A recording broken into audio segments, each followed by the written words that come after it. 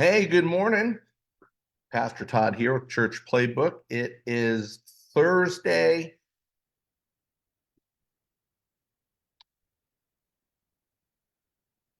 I'm going to there we go.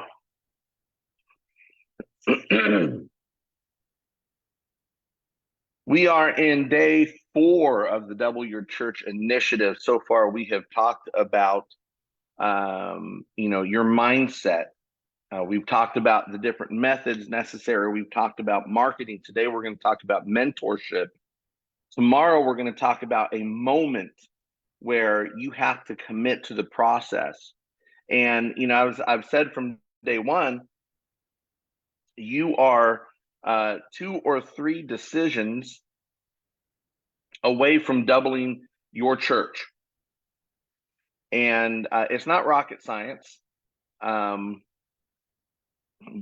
isn't a silver bullet, but it is about picking a course of action and then going after it.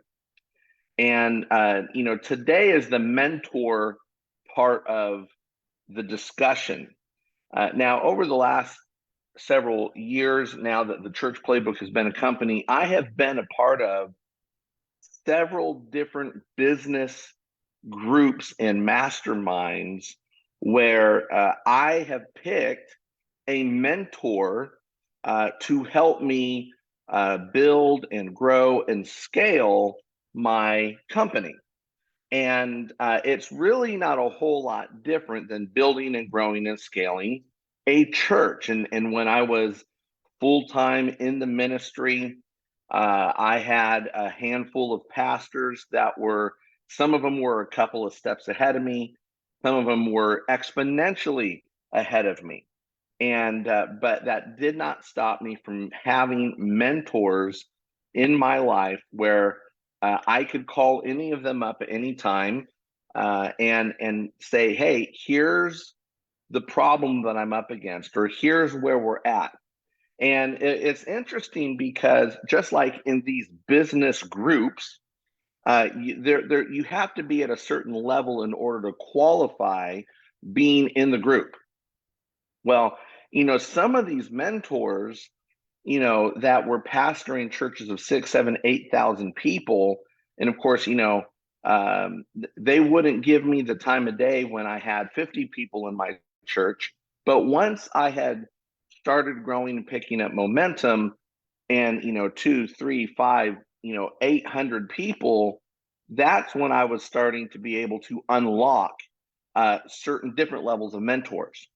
And the point is, whether it is church or whether it is business or family or marriage, we all need mentors to help us build and grow and scale. And so this Double Your Church initiative is where I'm picking 20 churches to work one-on-one with to help you double your church before the end of 2024. And we're talking about you and I meeting twice a month. You're going to have some very specific things that you need to do. And we're talking about picking a date on the calendar where I come to your church for a long weekend. You, your spouse, your family, and we're going to have dinner on Friday night, and we're just going to hang out and have a good time. If you are the cigar type of guy, we may partake of that later, right? Saturday morning, I'm going to take your elders and deacons and your ministry team leaders through a 90-day win plan. Then that evening, I'm going to do a staff training for your church. And then the next morning on Sunday, I'm actually going to preach for you. I'm going to be your biggest hype guy. And so we're going to talk about what a great thing God is doing at your church for such a time as this, and how lucky and blessed we are to have, Pastor Brady at the helm, Pastor Jamie at the helm, leading the charge.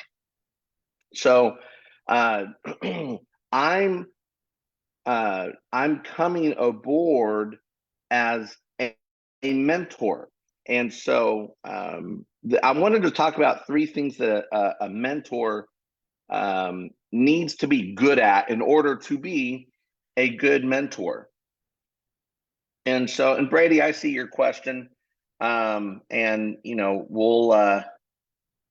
we'll probably talk more about that tomorrow. But so three things that make for a good mentor, because not all mentors are good for you. They may be good people, they may mean well. Doesn't mean that they're good for you. So the first thing that makes for a good mentor is that they've been there before. They've been there before. It drives me nuts how many church growth consultants are out there right now that have never been a pastor, and maybe they were a youth pastor. Maybe they were a ministry leader, but they've never been a lead pastor before. And I remember even in all of my years of ministry before I became a lead pastor, even as an executive pastor, I would always think, be frustrated, like why aren't they doing this, or why won't they do it that way? And it wasn't until I had the mantle and burden of leadership on my shoulders that I understood. And so when you get a mentor, you've got to pick someone that has been there before, and not just have been a lead pastor, but that they have been where you're trying to go. John Maxwell talks about how leaders know the way, they go the way, and then they show the way. And really, that is what mentorship is. It's being able to go to someone and say, look, I've been there before. I know how to get where you're going. In fact, let me show you how to get where you're trying to go. And so it's they've been there before. Okay. Another thing that makes for a good mentor is that they understand the hero's journey. The hero's journey is a literary device. It's a literary framework that a lot of books have been written after, a lot of movies have been styled after, and if you just take the original Star Wars Episode 4, A New Hope, you've got Luke Skywalker, and it's very, very clear that he's going to be the hero of this story. And they get this a mission. Obviously, they have to overcome obstacles and challenges to get to this point where they face their deepest, darkest fears, and even take some losses along the way. But it gets them to this point where they face the boss, right? The big boss level, and then they overcome. But one of the parts of the hero's journey is where they meet a guide. And of course, in episode 4, A New Hope, Obi-Wan Kenobi is the guide.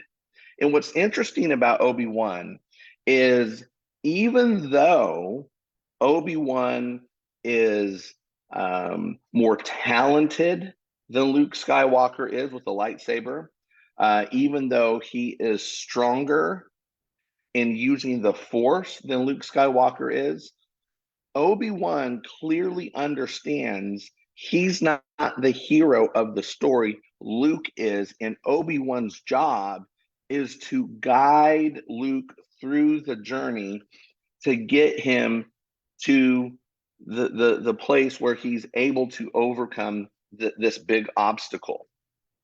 And so I understand the hero's journey. And it's funny because you can read you can read different books, and they get very, very predictable when you understand the hero's journey. How many books and movies have been written using this literary framework? And my wife doesn't even like to go to the movies with me anymore, because I'll just I can ruin the movie. And the way I say it now, it's like, oh my goodness, these things are so predictable. Like, I already know, within 7 minutes of the movie, I know who the bad guy is. I know what's going to happen at the end. I know who's going to die, who's going to live. I know the story because it's been done so many times. But as a pastor, I spent 28 years in vocational ministry. I had planted 2 churches up to the point where I retired from ministry. And you guys know my story, how last year we felt God call us to start a church, get up and running, hand it off to another lead pastor, which this Sunday we're actually going to announce that we're handing it off to my associate pastor in March. So I'm staying at the church. I'm still a part of the teaching team. I'm the president of the board. But now I'm turning my attention to other towns within my county and saying, how can we get other churches started using the same Jumpstart Your Church framework, the same core principles from the church playbook? But I am understanding that my role is not the hero of the story. And of course, we all know Jesus is the hero, right? He's the MVP. But using this literary device, this framework, the church planter is the hero of the story. I'm the guide. And that's what that's what I'm going to be for you as we work together to launch. And some of you are just still getting off the ground. Some of you are established. We're going to double the size of your church. I mean, if you can imagine what it would be like to have 175 people coming regularly on the weekends, and then by the time we hit the end of Christmas, your average attendance can be 350. And again, it's not rocket science. You're only 2 or 3 decisions away from making that kind of a leap, and I'm going to be the guide on your hero's journey. So 3 things that make for a good mentor. They've been there before. Okay. They understand the hero's journey. And then number 3, they're willing to hold you accountable. I have made every mistake in the book, and I have made every excuse in the book why things aren't the way I think that they should be. And so I know an excuse when I hear one. I know what it's like to be busy. I know what it's like to run multiple businesses and pastor a church full time as a volunteer, and still be a good husband, a good dad, and coach football and coach basketball. So I understand what busy is. Busy's not an excuse. We just need to manage our time better. And so we've got frameworks to help you do that. But when I say in our first meeting, okay, these are the 3 things that you need to have done by our next meeting, guess what? I'm going to hold you accountable to that. And I'm not going to, you're not going to waste my time. I'm not going to waste your time. You're either going to be serious about this or not. And I'm doing this with up to 20 churches. If you didn't do your work, we're going to end the meeting right then and there. And, and you'll have lost out on that meeting. Okay. I'm not going to sit 60, 90 minutes twice a month if you're not going to do the work. Now, on the other side of that, I know when it's time to be a counselor. I know when it's time to be a prayer partner. I know when it's time to be the guide or the teacher. And I know when it's time to be the coach. And, part of this whole thing, if you watched the first video of this series, I was just losing my mind on Monday about the whole Travis Kelce and Andy Reid thing. And the truth of the matter is, unless you have competed at a high level before, you don't understand what those sidelines are like, the intensity, the pressure. And Travis, good on him. I mean, he actually came out yesterday and apologized, just like I said he would. The funny thing is, in my original post on must have been Sunday afternoon or Sunday evening or maybe Monday, I don't remember when it was. I had done this post about it, or no, I think it was Sunday night. I said, here's the deal. I promise you, he's going to come out and apologize this week. Check. And then I said, hey, I guarantee you they had this handled at halftime. Well, turns out they had it handled before halftime. And what the cameras didn't show you and what the media didn't pick up on was the fact that just a minute later, after Travis Kelce had come and was yelling at his coach. A minute later, Andy Reid went up to Kelsey and said, "Hey, listen, I love your passion, but listen, I've got cameras on me all the time. Okay, you can't just come up and do that in the game." But they have a special kind of relationship. So, part of being and then of course I did a follow-up post to that. There was a video where earlier in the season where the Chiefs were playing the Raiders and Kelsey was being a punk, he had an attitude or whatever, and Andy Reid, the coach, shoulder checks him on the field like, get your head out of your tail and go play ball. So it's very much a give and take kind of deal. But that's what coaching is.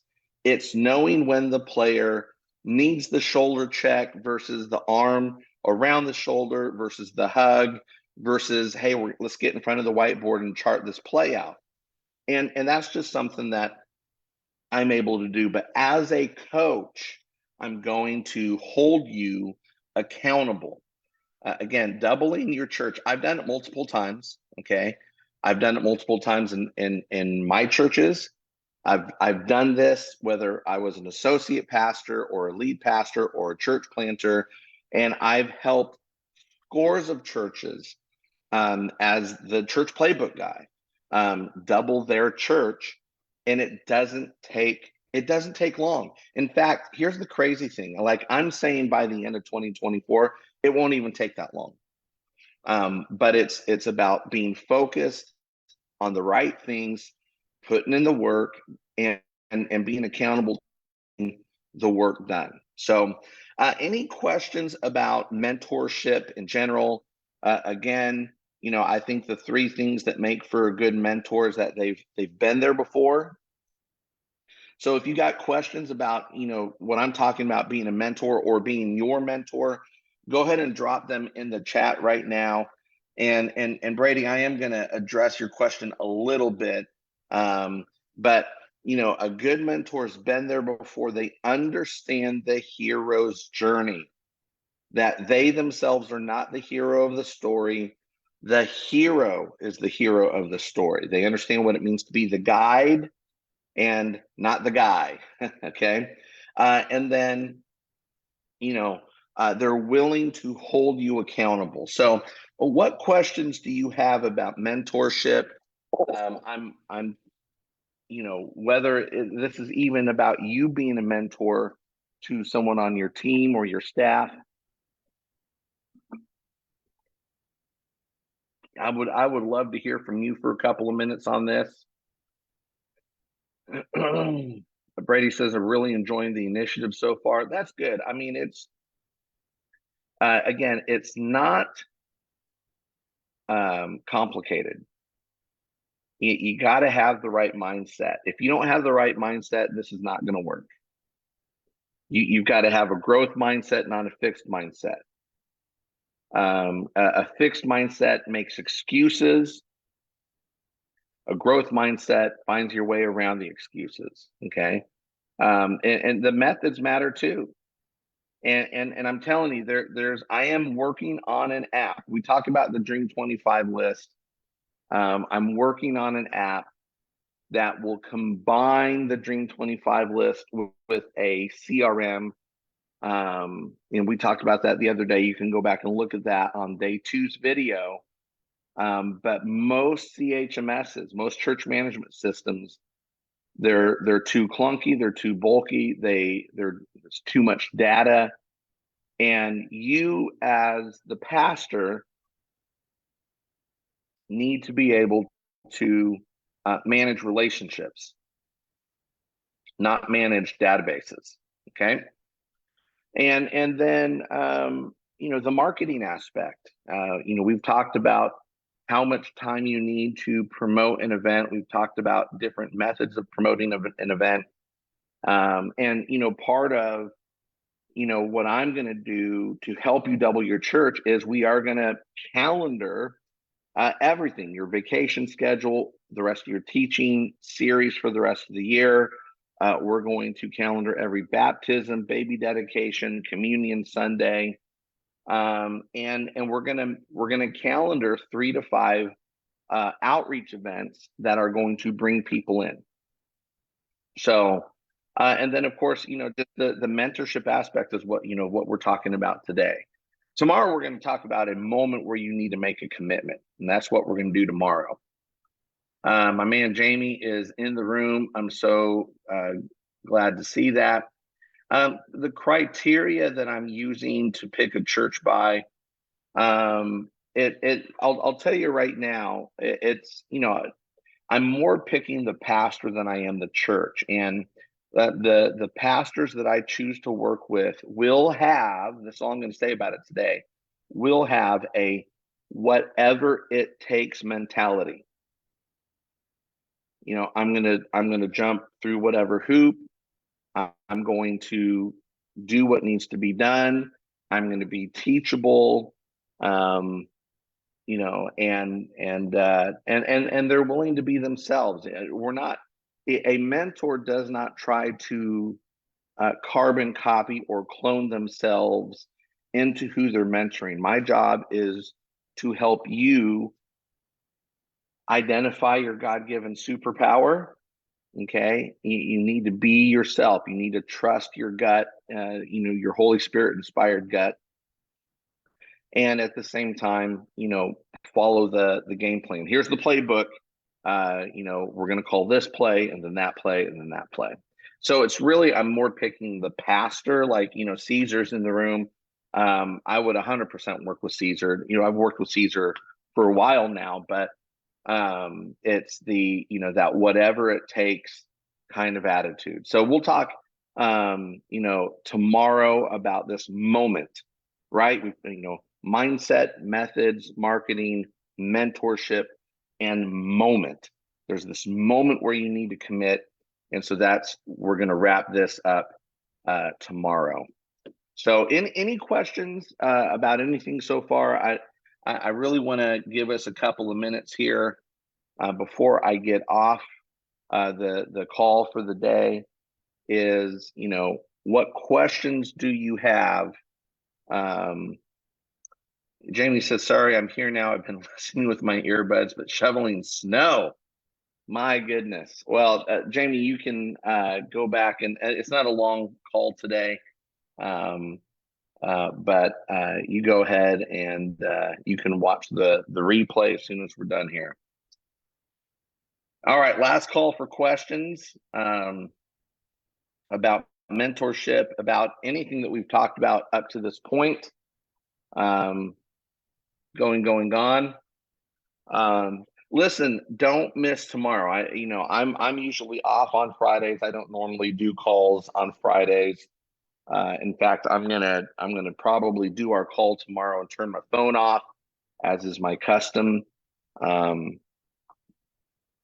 But don't miss tomorrow morning's call. I mean, you want to be live on the call. Okay. All right. Well, I love you guys a ton, and I will see you tomorrow morning at 9 a.m. Central Standard Time.